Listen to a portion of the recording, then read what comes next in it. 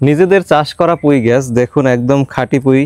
এগুলো কিন্তু চিংড়ি মাছ দিয়ে রান্না করলে সেই মজা হয়।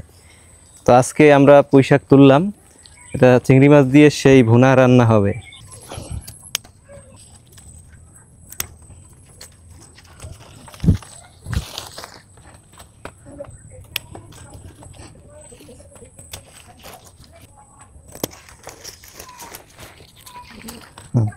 এর সাথে কিছু কিছু পাতা দিতে হবে, বড় বড় পাতা যেগুলো আছে সেগুলো অনেক মজার হয়।